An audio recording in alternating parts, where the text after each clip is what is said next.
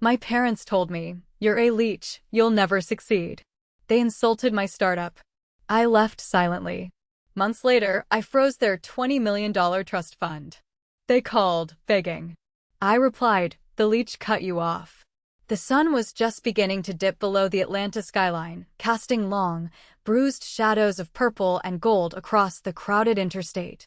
I had the windows of my beat-up 10-year-old sedan rolled down, letting the humid evening air whip through my hair because the air conditioning had died 3 weeks ago, and frankly, fixing it wasn't in the budget. At 28 years old, my life was a chaotic symphony of caffeine, glowing screens, and near-constant anxiety. For the past 2 years, my co-founder Carmen and I had poured every waking second, every ounce of our sanity, and every spare dime into building our tech startup.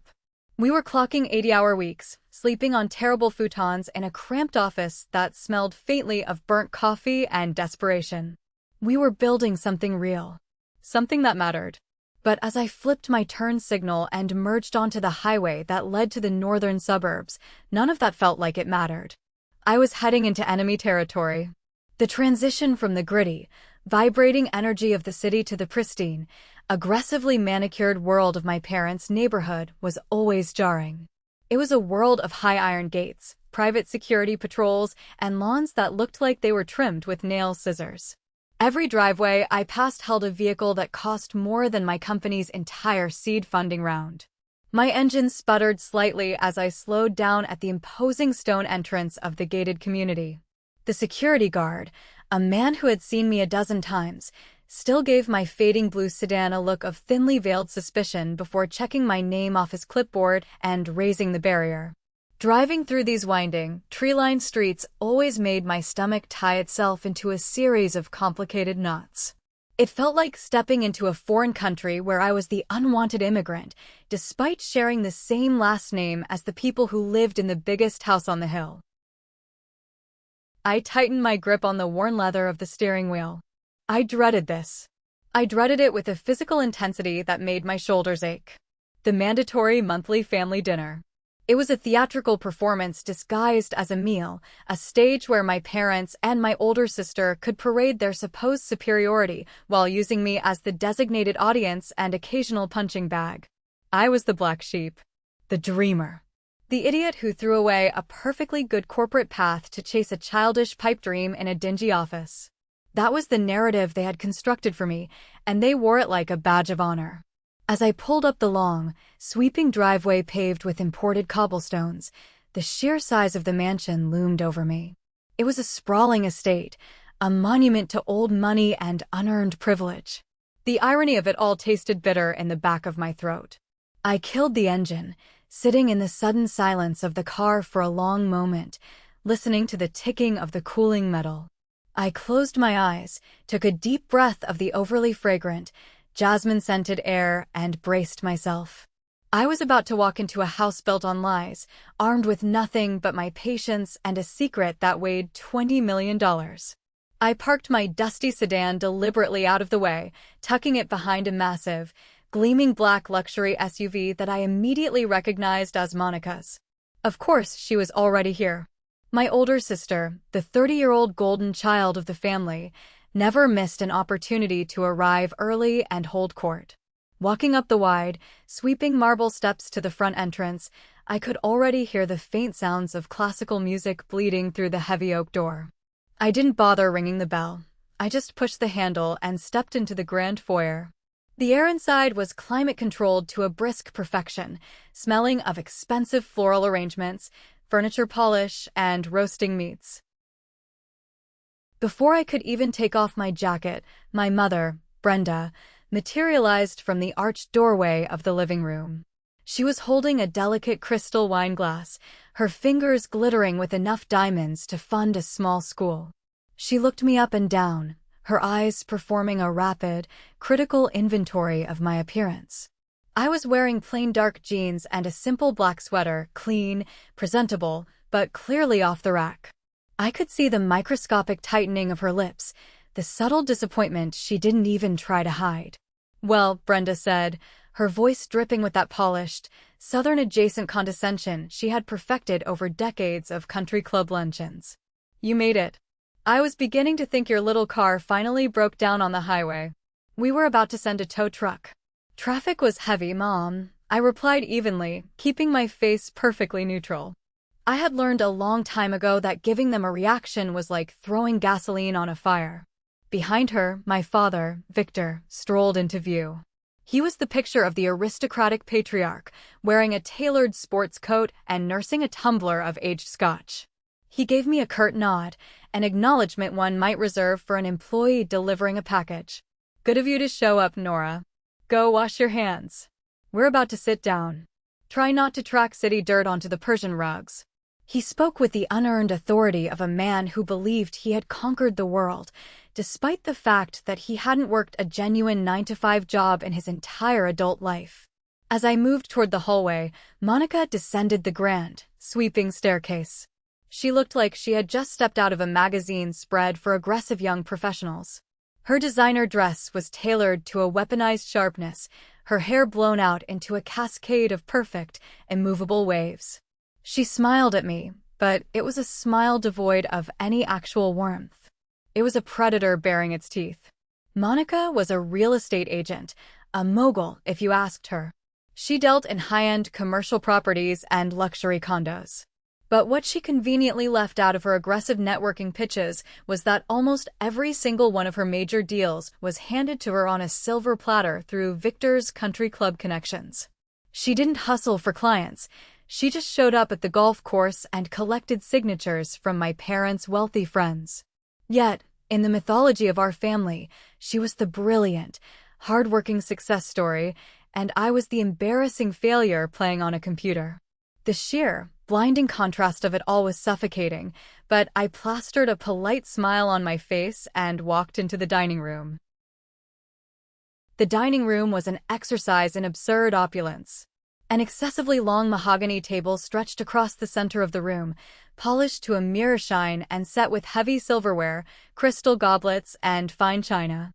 There were only 4 of us dining, yet we were seated far apart, separated by an elaborate centerpiece of white lilies that made it difficult to even make eye contact. The hired chef served a delicate seafood appetizer, slipping quietly out of the room as soon as the plates touched the table. The silence stretched for a moment, broken only by the delicate clinking of forks against porcelain. Victor took a sip of his wine, cleared his throat, and launched the first missile. So, Nora, how is the little computer project coming along? Have you finally created the next big video game, or whatever it is you do down in that basement of yours?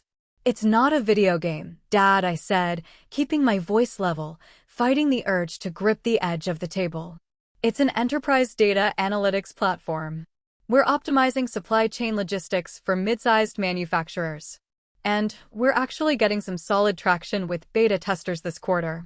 Monica let out a sharp, breathless laugh, dabbing her mouth with a linen napkin. Beta testers, she repeated, turning the words over like they were something false she had found on her shoe. That sounds incredibly hypothetical. Tell me, does solid traction pay the rent?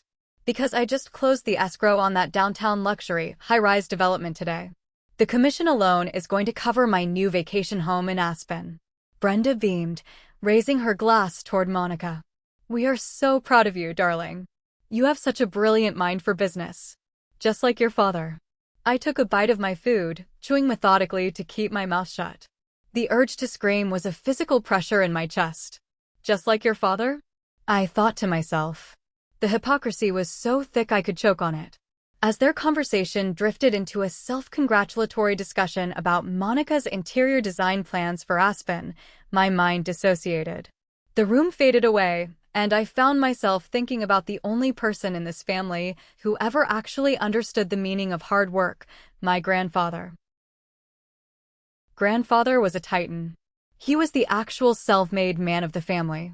He had started with a single, rusted delivery truck in the 1960s and built a logistics and shipping empire from absolutely nothing. He knew the value of $1 because he had bled for every single one of them. And he saw right through Victor. He saw right through Brenda's superficiality, and he saw Monica for the entitled brat she was long before she ever sold her first condo. I remembered the last few weeks of his life, sitting in his sterile hospital room as the machines beeped steadily in the background. His hands, rough and calloused despite decades of wealth, held onto mine with a desperate, fading strength. He had looked at me with those sharp, uncompromising eyes and told me a truth that changed the trajectory of my entire life. He told me that Victor and Brenda were parasites.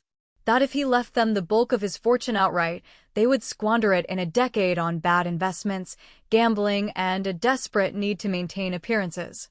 He told me I was the only one who inherited his grit. The only one who didn't care about the country club or the designer labels. He asked me to make a promise. A terrible, heavy promise to take the reins when the time came, to protect the family from their own catastrophic stupidity. Sitting at this mahogany table, listening to them mock my dedication while they financed their lives with the ghost of his labor, I felt the phantom weight of his calloused hand on mine. They had no idea the ghost was sitting right next to them, holding the keys to their entire kingdom.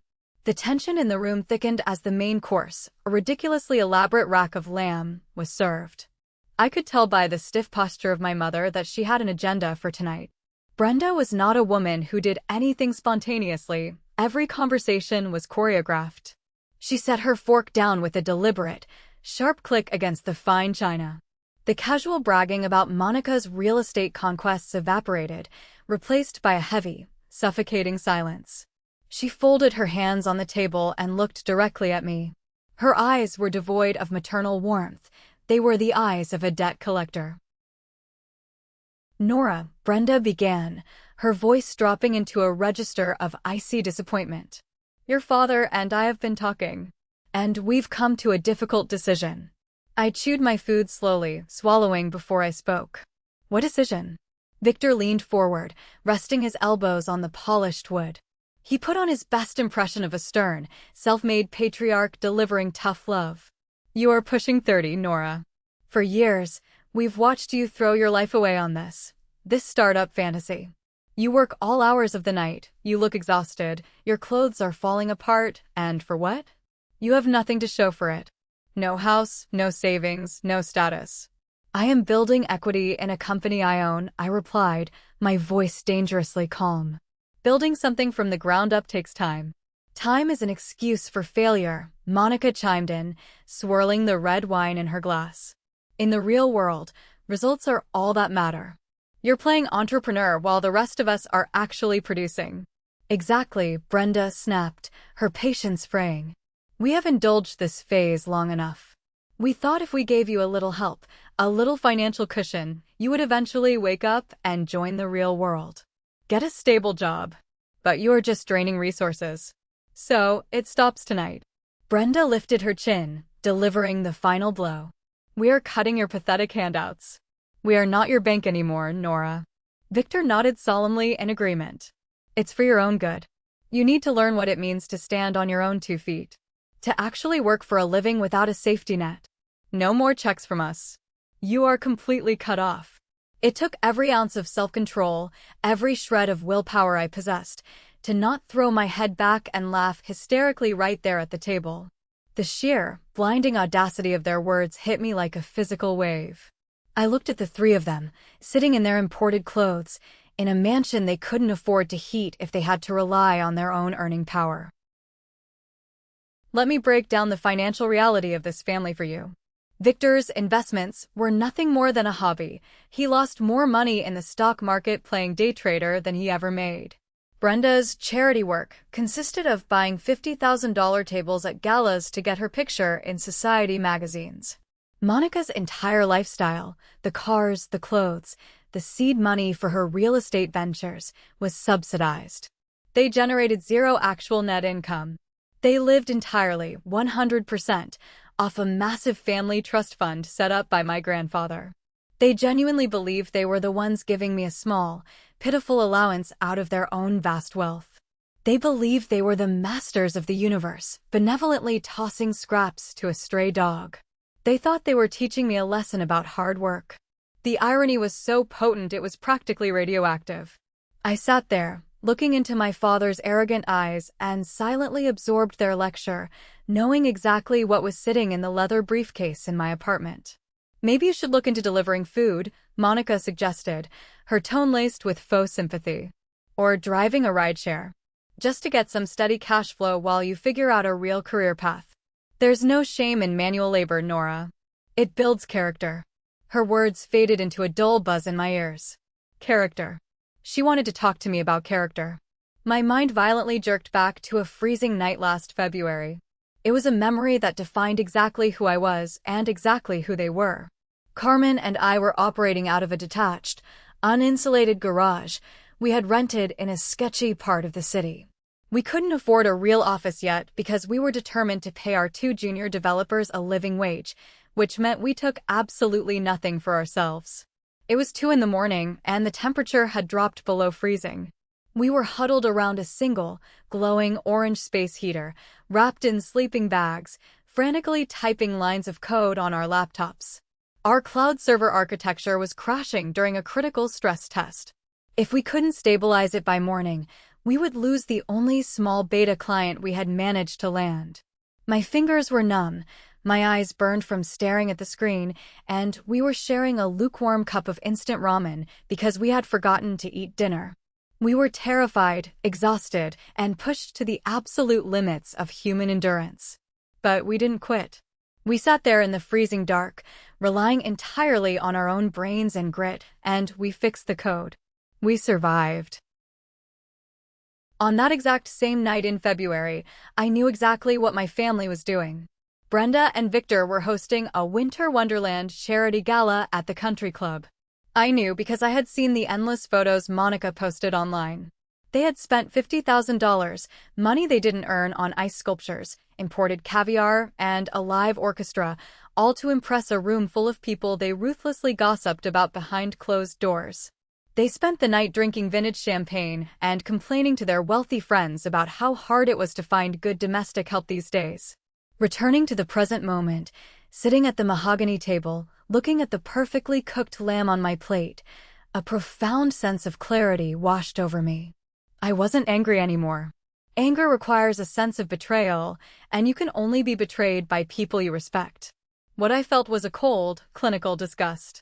They had no concept of reality. They were entirely disconnected from the mechanics of the real world. They were floating on a cloud of inherited wealth, looking down and spitting on the people building the foundation.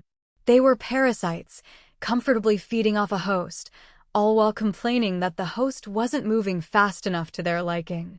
Monica was still talking, lecturing me about the importance of building a personal brand. She was a hollow shell of a person, dressed up in designer labels. I looked at my family, truly looked at them, and realized that my grandfather had been right about every single thing. Do you understand what we are saying, Nora? Victor asked, his voice snapping me back to the dining room. He looked annoyed that I hadn't burst into tears or begged for forgiveness. This is it. The safety net is gone. I understand perfectly, Dad, I said quietly. What Victor didn't understand, what none of them understood, was the true nature of that safety net. When my grandfather died 3 years ago, his will was executed with a very specific, ironclad stipulation. The family was told that the $20 million estate was locked into a blind trust, managed by a faceless board of directors at a private wealth management bank. They were told they would receive a monthly stipend, and any large expenditures, like Monica's business ventures or the property taxes on the mansion, had to be formally requested and approved by the board. They hated it. They complained bitterly about the suits at the bank controlling their money. But there was no board of directors. There were no suits at the bank. The sole trustee, the single legal entity with total, unilateral control over every single penny of that $20 million, was me. Grandfather had set it up so that I officially took control on my 20th birthday. For the past 3 years, every single month, I had a private meeting with Diana, the actual trust manager from the bank. And every single month, I physically signed the authorization papers to release their $20,000 stipends. I signed off on the checks that paid for Brenda's diamonds. I approved the wire transfers that covered Victor's gambling debts in the stock market. I authorized the seed money that Monica used to buy her way into the real estate industry. It was a psychological torture. working 80 hours a week, struggling to keep my own company alive, while secretly funneling a fortune to the very people who relentlessly mocked my poverty and my ambition.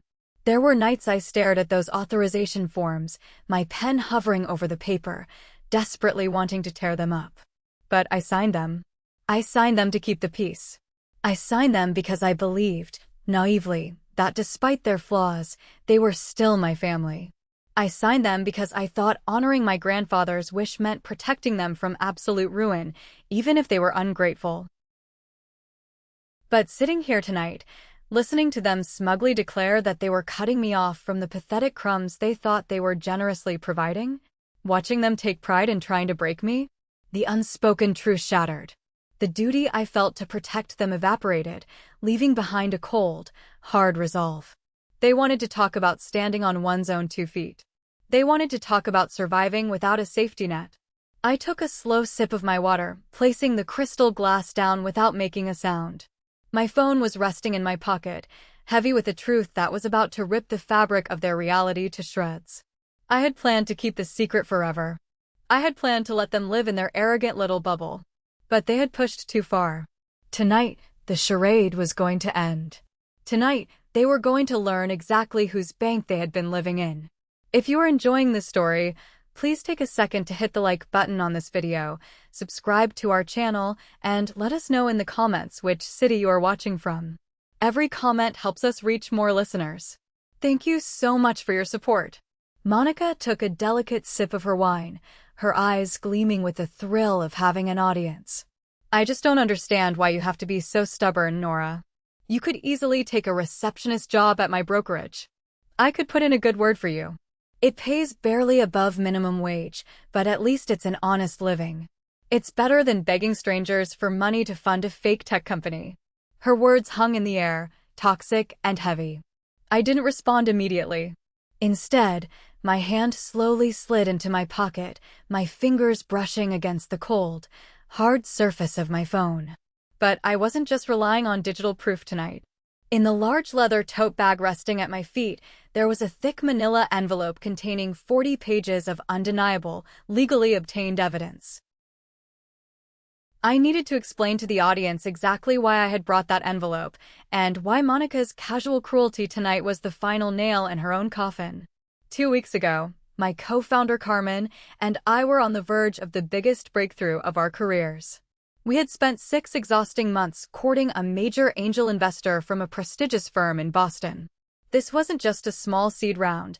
This was a $2 million injection that would have allowed us to hire a full engineering team, secure enterprise-level servers, and finally move out of that freezing garage. We had passed every technical audit. We had provided flawless financial projections. The investor had verbally agreed to the term sheet. We had actually bought a cheap bottle of champagne to celebrate. And then, 72 hours before the final contracts were supposed to be signed, the investor pulled out. It wasn't a standard rejection. The email we received was cold, brief, and legally aggressive. It stated that due to deep concerns regarding the ethical foundation and financial transparency of our company, they were severing all ties immediately. Carmen and I were devastated. It didn't make any sense. Our books were spotless. We had literally nothing to hide. I spent 3 sleepless nights vomiting from stress, trying to figure out what had gone wrong.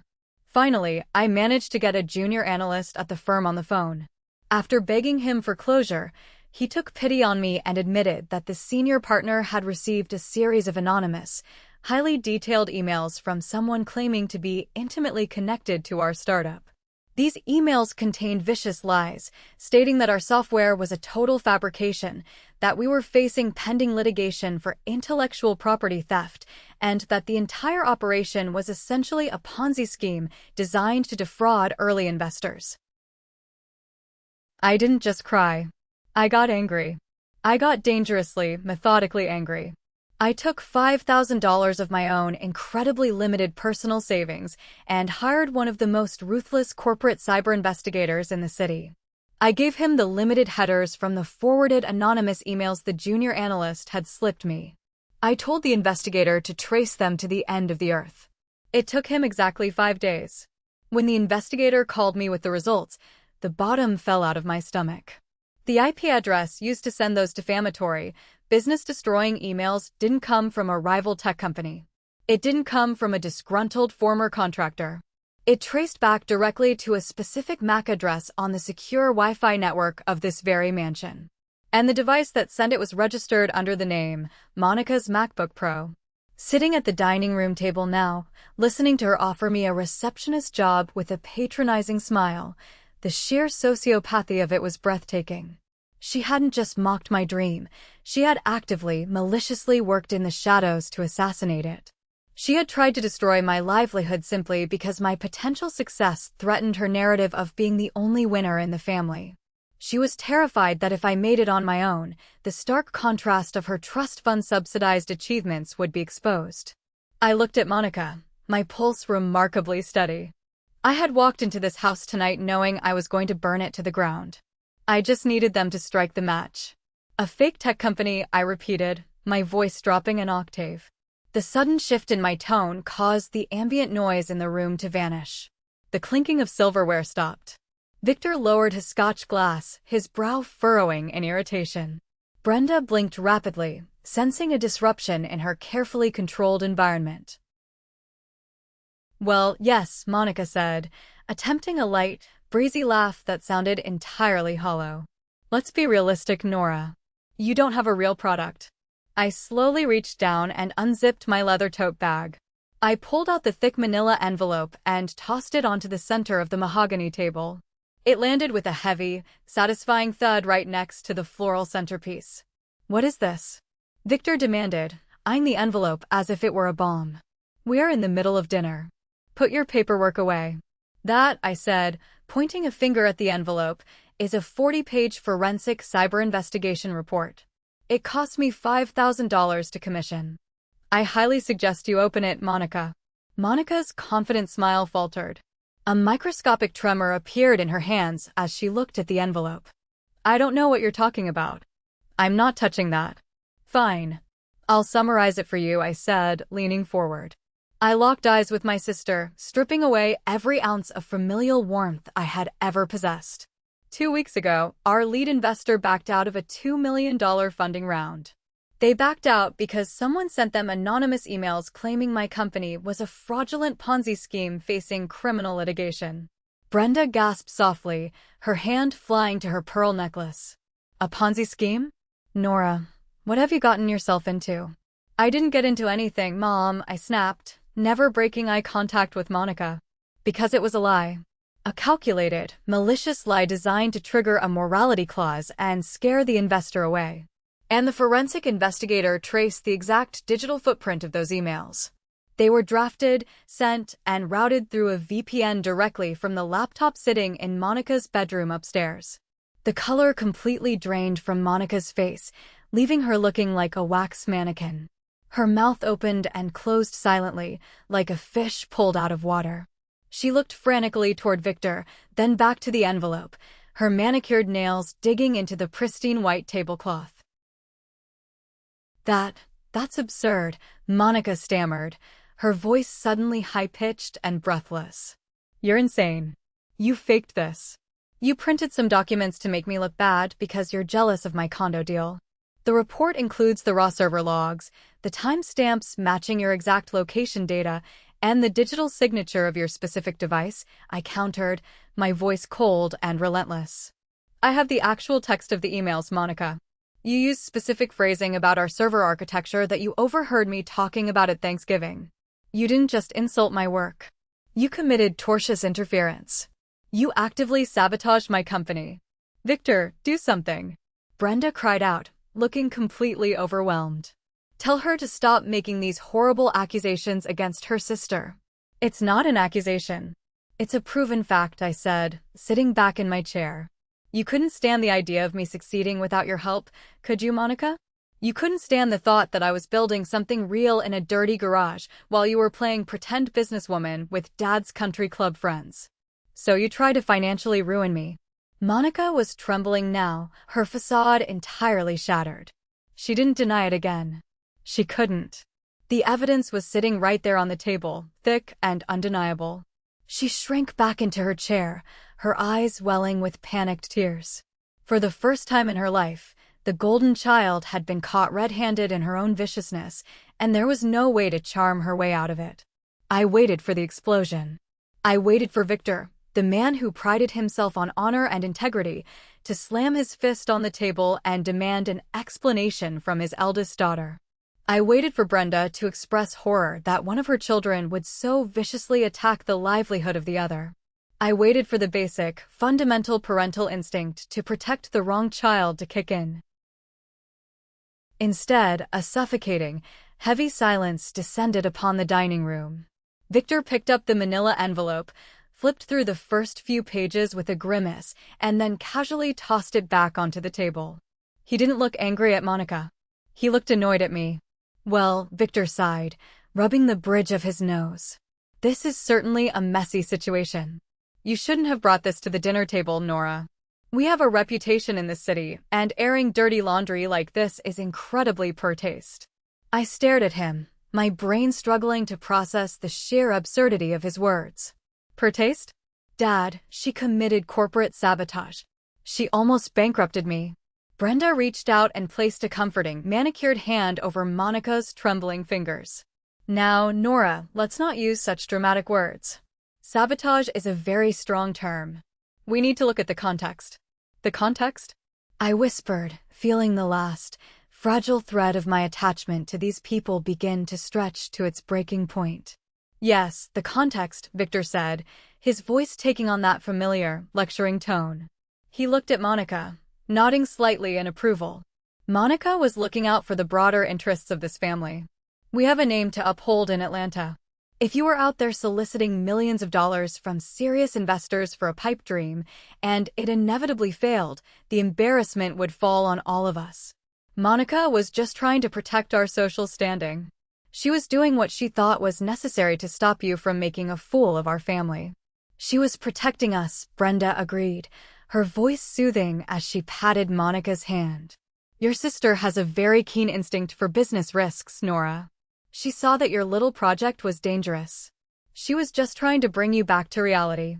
Her methods might have been unconventional, but her heart was in the right place. Monica, sensing the shift in the wind, immediately leaned into the narrative. She wiped a single, perfectly timed tear from her cheek. I had to do it, Nora, she sniffled, playing the victim with terrifying ease. You were delusional. You were going to drag the family name through the mud when that company collapsed. I was saving us.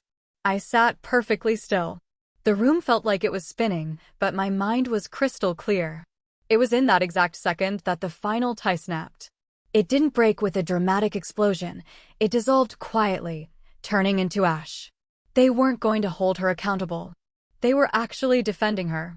They were twisting a malicious, calculated attempt to destroy my life into an act of noble family preservation. They viewed my existence, my hard work, my entire life, as nothing more than a potential liability to their fragile social status. They were entirely morally bankrupt. There was no love here. There was no loyalty. There was only the preservation of their own delusion. I looked at the three of them. I looked at the mother who valued country club gossip over her daughter's survival. I looked at the father who valued his manufactured reputation over basic human decency. I looked at the sister who would eagerly burn my house down just to keep herself warm. I see, I said softly, a terrifying calm settling over my entire body. You're right, Mom. The methods were unconventional. But I suppose we all have to do what is necessary to protect our own interests. I checked the gold clock on the dining room mantel. It was exactly 8:15. Right on time. The heavy brass doorbell chimed, echoing through the cavernous foyer of the mansion. Brenda frowned, looking irritated by the interruption. Who on earth could that be at this hour? We aren't expecting anyone. Victor, see who it is. Probably some neighborhood committee nonsense. I didn't move a muscle, but a cold, razor-sharp smile touched the corners of my mouth. Don't bother getting up, Dad. I'm expecting someone. Victor glared at me. You invited a guest to our house without asking? What is the meaning of this? Before I could answer, the dining room doors swung open. The hired maid stepped aside nervously, allowing a woman to enter the room. The temperature in the dining room seemed to drop 10 degrees the moment she crossed the threshold. It was Diana. She was a woman in her late 50s, possessing the kind of severe, uncompromising posture that only came from decades of managing unfathomable amounts of generational wealth. She wore a tailored charcoal pantsuit that was more expensive than Victor's entire wardrobe, and her silver hair was pulled back into a flawless, tight chignon. In her left hand, she carried a thick, black leather briefcase. She radiated a cold, corporate aura that violently clashed with the manufactured, cozy upper-class vibe my parents desperately tried to project. Victor immediately stood up, his face flushing with a mixture of confusion and indignant rage. He recognized her, of course. They all recognized her. She was the face of the mysterious bank that controlled their purse strings. "Diana," Victor demanded, his voice booming with false authority. "What is the meaning of this intrusion? We correspond strictly through email or scheduled appointments at the bank. You cannot simply barge into my home during a private family dinner." Diana didn't even blink. She didn't offer a polite smile or apologize for the interruption. She completely ignored Victor, her eyes scanning the room until they locked onto me. "Good evening," Diana said, her voice smooth, professional, and entirely devoid of emotion. She walked past Victor as if he were a piece of furniture and stopped directly beside my chair. She placed the heavy leather briefcase on the mahogany table, right next to the forensic report, and snapped the brass locks open. "What is she doing here, Nora?" Brenda demanded, her voice trembling slightly. The sudden arrival of the trust manager had severely rattled her. "Why is the bank sending representatives to our house?" "I asked her to come," I said simply. "You?" Monica scoffed, though she was still visibly shaken from our previous confrontation. "Why would the trust manager answer to you? You don't have anything to do with our finances. You're cut off, remember." Diana pulled a thick stack of legal documents printed on heavy stock paper from her briefcase. She laid them out neatly in front of me, producing an expensive gold fountain pen from her pocket. "As requested," Diana said to me, entirely ignoring my family. "These are the monthly disbursement authorizations for the upcoming quarter. I have the $20,000 allocations drafted for Victor, Brenda, and Monica. I also have the authorization forms for the quarterly property tax payment on this estate and the escrow clearance for Monica's downtown commercial real estate acquisition. They all require your physical signature before the close of the business day to ensure the funds clear by Monday morning." The dining room descended into a silence so profound it felt like all the oxygen had been sucked out of the room. Victor stared at the papers, then stared at Diana, his mouth opening and closing. "What are you talking about? Require her signature?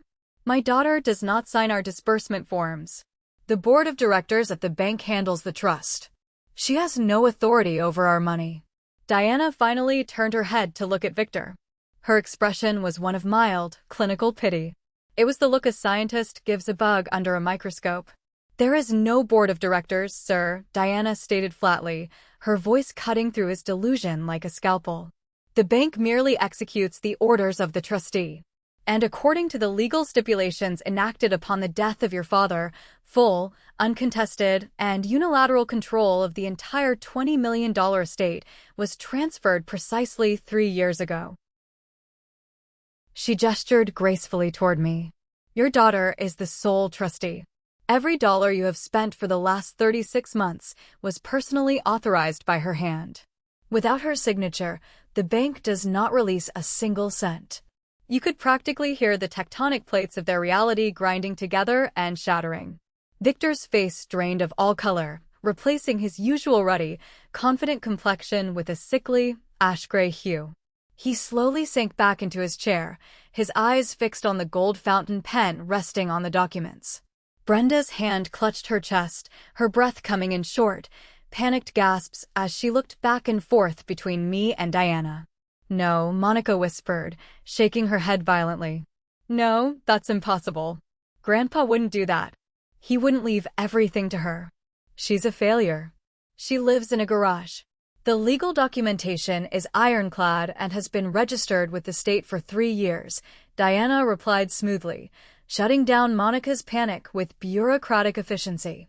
She is the sole legal owner of the trust, the properties, and all associated liquid assets.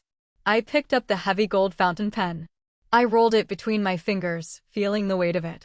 For 3 years, this pen had been the instrument of my silent torture. I had used it to fund their arrogance, to subsidize their cruelty, to buy peace in a family that fundamentally despised me. I looked at the signature lines on the documents. $20,000 for Victor's stock market gambling. $20,000 for Brenda's gala tickets. $20,000 to fuel Monica's fake empire. Plus the hundreds of thousands needed to pay the taxes on the mansion we were currently sitting in. They had told me, not an hour ago, that they were cutting off my pathetic handouts. They had told me they were no longer my bank. I set the pen down on the table. I didn't sign the papers. Instead, I reached into my pocket and pulled out my phone. I dialed a number I knew by heart and put the phone on speaker, setting it down next to the unsigned documents. The phone rang twice before a crisp, professional male voice answered. Gregory speaking. Executive Accounts Division. How can I assist you this evening? Hello, Gregory. It's Nora. I need to make some immediate, emergency changes to the primary trust account. Of course, Gregory replied instantly, the sound of keyboard clacking echoing through the speaker. What are your instructions? Victor lunged forward, his hands slamming onto the table. Nora, stop this right now. This is a misunderstanding. We are your family. I ignored him, keeping my eyes fixed on the phone.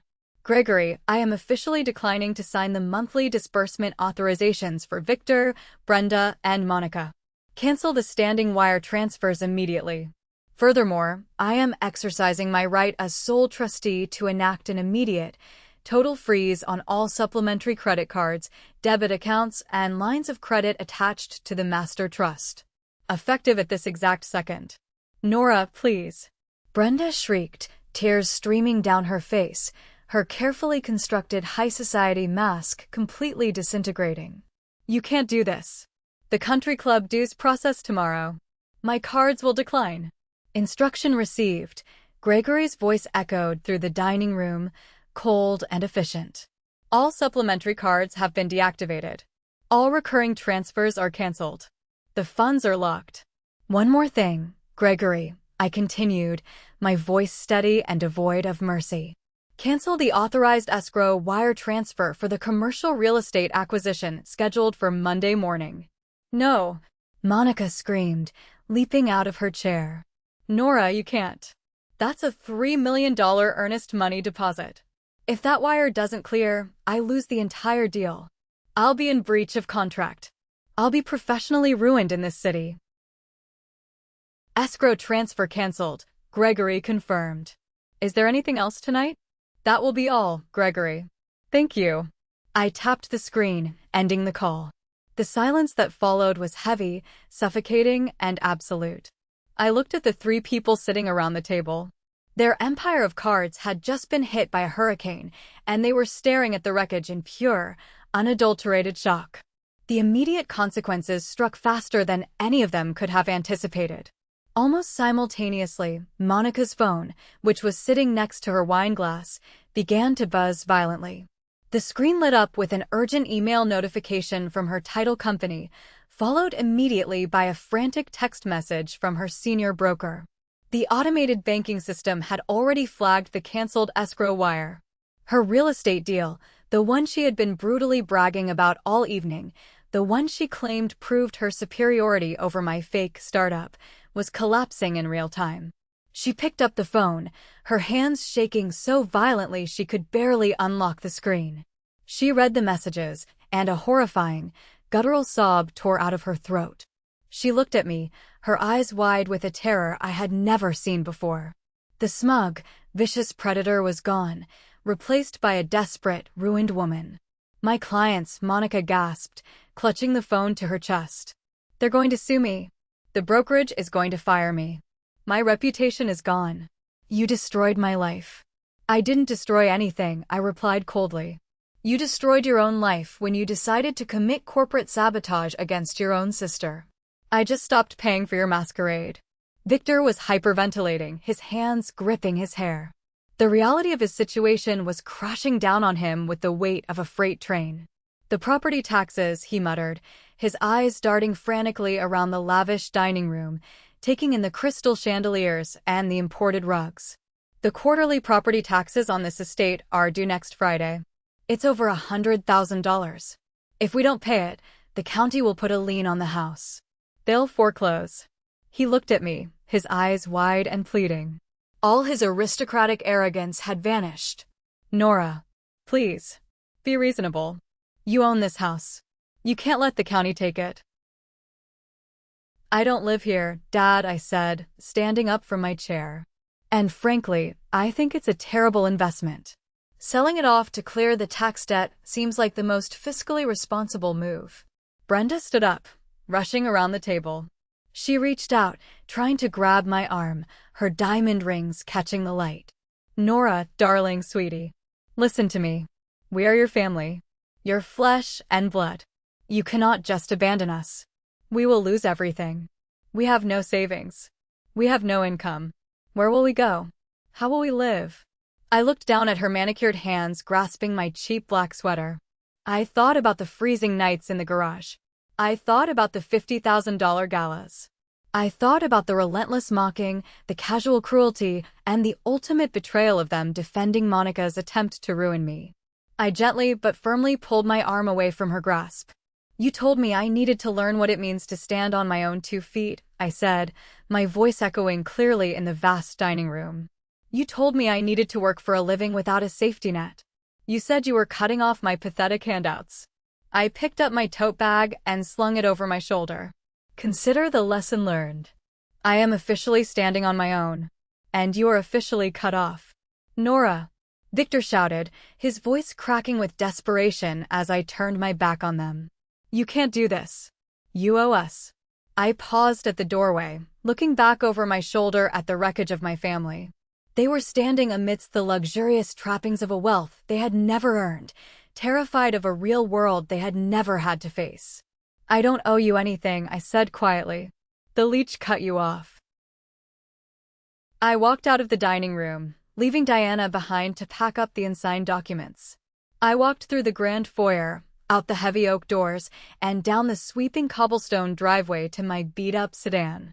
As I drove away from the mansion, leaving the elite suburbs in my rearview mirror, I rolled the windows down. The night air didn't feel heavy anymore. It felt like freedom. 6 months later, the view from my office was vastly different. I stood by the floor-to-ceiling windows of our new corporate headquarters, located on the 20th floor of a sleek glass high-rise in the heart of downtown Atlanta. Below me, the city pulsed with life, a grid of endless possibilities. The freezing garage was a distant memory. Behind me, the office was buzzing with the focused energy of 40 newly hired engineers, analysts, and marketing directors. Carmen walked up beside me, handing me a steaming cup of artisan coffee. She bumped her shoulder against mine, a massive, exhausted, but triumphant grin on her face. We had just closed our series of funding round. But we hadn't taken money from the venture capital firms in Boston. We hadn't needed to. Once I legally terminated the massive financial drain of my family's lifestyle, the $20 million trust was freed up. I didn't use it to buy sports cars or designer clothes. I operated strictly by the rules my grandfather had intended. I invested it. I acted as my own lead investor, injecting $5 million of the trust's capital directly into my startup, effectively securing total control and ownership of the company. With the server architecture stabilized and a massive marketing budget, our software took the logistics industry by storm. We weren't just surviving anymore, we were dominating the market. While my company skyrocketed, my family experienced a terrifying, unmitigated freefall. I hadn't spoken to them since that night at the dinner table, but in a city like Atlanta, high society gossip travels faster than light. I heard all about their catastrophic descent. Without the trust fund to cover the exorbitant property taxes and the massive monthly upkeep, Victor and Brenda simply couldn't hold on to the mansion. The county placed a lien on the property, and the bank initiated foreclosure proceedings. They were forced to sell the estate at a massive loss just to clear their immediate debts. The luxury cars were repossessed. The country club memberships were revoked due to unpaid dues.